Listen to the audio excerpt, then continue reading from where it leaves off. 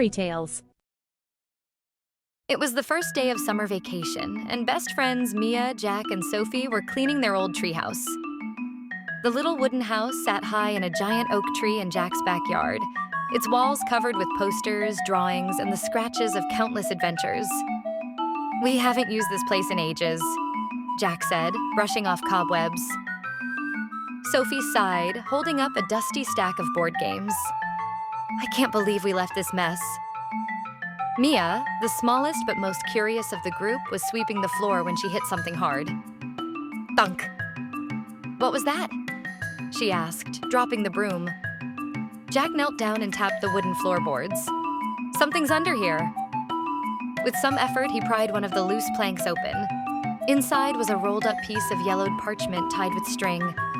Sophie gasped. "It's a map." The map was old and faded, with a large X marked in red at the bottom right corner. Around the edges were doodles of strange symbols, like anchors, compasses, and a serpent coiled around an island. Mia squinted at the words written at the top. "The lost treasure of Captain Grimfang." "Who's Captain Grimfang?" Sophie asked. Jack shrugged. "No idea, but it sounds like he buried treasure, and I think this map leads to it." Excited, the trio packed their backpacks with snacks, flashlights, and a rope. They set off immediately, following the directions on the map, which began right in Jack's backyard. The first clue on the map led them to the creek at the edge of the neighborhood. The map showed a riddle. "Follow the stream where the water sings. The treasure awaits where the bell rings." As they listened to the babbling water, Sophie suddenly pointed. "There's an old church nearby. Its bell tower might be the clue." They raced to the small stone chapel that stood near the creek. Behind it, they found an overgrown path leading into the woods. The map guided them deeper into the forest, where the trees grew thick and the air smelled of moss. They encountered more riddles, each leading them closer to the treasure. At one point, they had to cross a narrow log over a rushing stream. Jack went first, steadying the log for Mia and Sophie. Later, they found a tree with a hollow trunk, inside of which was a small metal compass that matched a symbol on the map. "Captain Grimfang sure didn't make this easy," Mia said, wiping sweat from her forehead. By late afternoon, the map led them to a steep hill. At the base of the hill, hidden behind a curtain of ivy, they found the entrance to a cave. Sophie hesitated. "Are we sure about this? It looks dark." Jack pulled out his flashlight. "That's why we came prepared."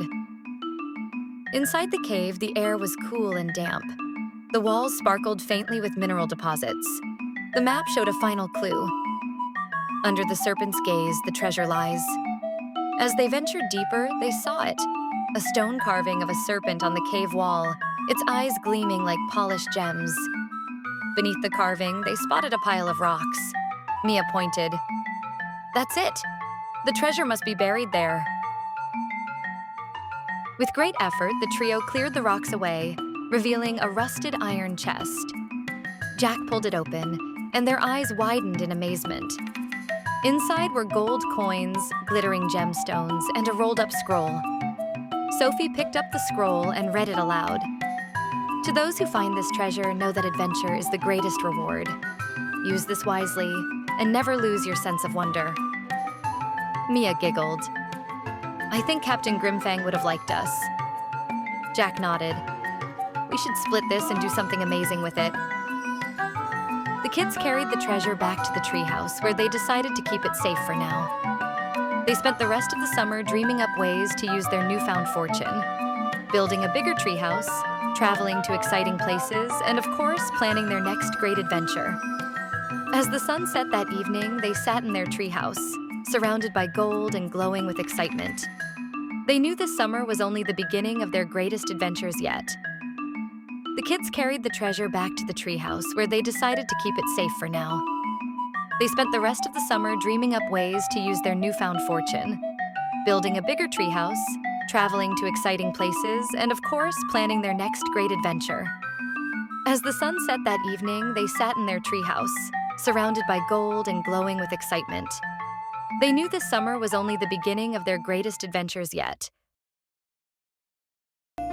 Thank you for watching. Don't forget to subscribe and like the Storytales channel.